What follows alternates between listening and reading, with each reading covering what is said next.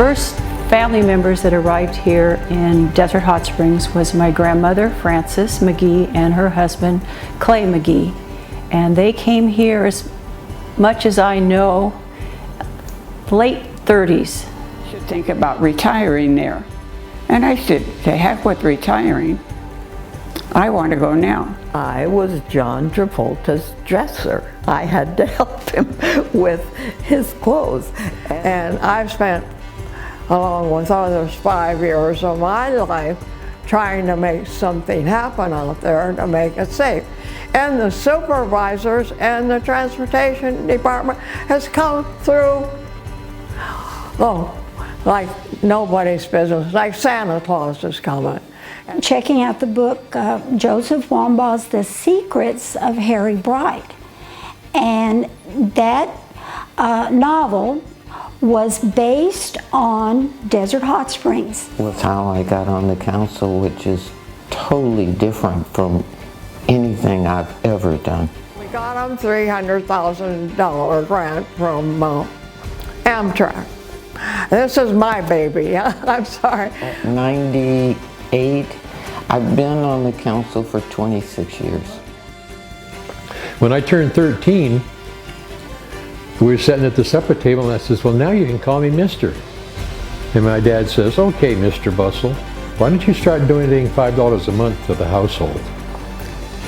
Well, the thing that I am most proud of is the Rock Smith House of Hope and helping women with substance use disorders. When they put people understand when they put the moratorium on, banks had money involved in some of these projects.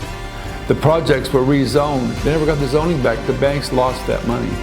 Some people lost their properties. It was sad. It was very. Forget the political aspect. It's what people actually lost some of their life savings over this thing. That's what I got from my father. Read everything. Angel View is a children's hospital, crippled children's hospital that was started here in Desert Hot Springs by a doctor. To the conferences and learning, teaching from other communities that had already polluted their groundwater basin by having septic tanks. And so they warned us, it's not if, it's when, it's going to happen. It's how to teach our community also. And so Desert Hot Springs became the 10th groundwater guardian community in the country. Would take in crippled children. The families just could not take care of them. They had no other place to go because they had so much need to be cared for. He said hello to my mother and kept on going, passed us by. And after he left, I asked my mom, who was that man? Because I'd never known him before. And she said, oh, that was your grandfather. Because I like birthday parties. Please, no gifts, only donations. And I called her and said, I've got questions. She spent 2 8-hour days with me. She said, I didn't think you were going to read that. And from there, we were friends. When I retired from teaching, after I ended up with 42 years total in teaching, I decided that I needed to find something different. So what would be more different than the police department? So I volunteered as a citizens on patrol. Just a lot of characters out here. It was a fun, just a nice, easy living place. You know, everybody was friendly and happy. And Well, my father, Jack, before he married my mother, he lived here. And I don't know how, but he bought what was the nudist colony, was just up here in Painted Hills.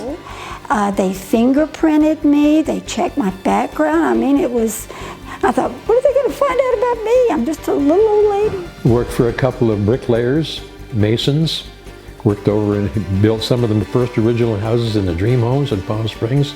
Made $3 or $4 or $5 an hour doing that.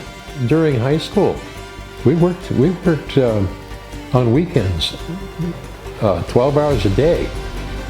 And the contractors welcomed us to do it because they didn't have anybody else would work. It was very nice, and we raised $13,000 for House of Hope.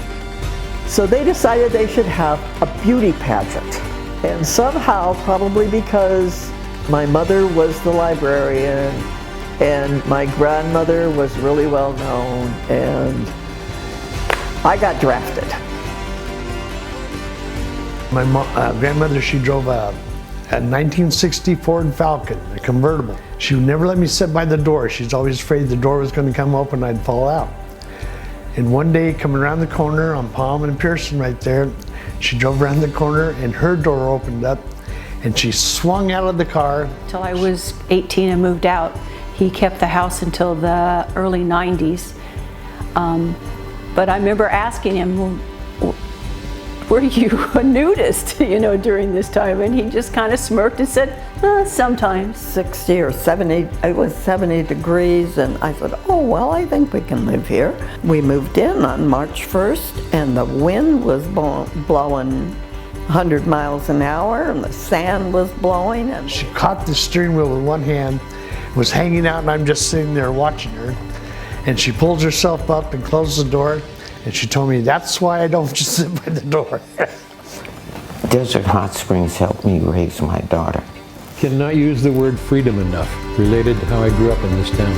All of us did. Shoot off a gun in the middle of town, everybody had their donkey and had to hang on to it and go all the way to Indio. It was like I said, it was the Wild West out here. It was just,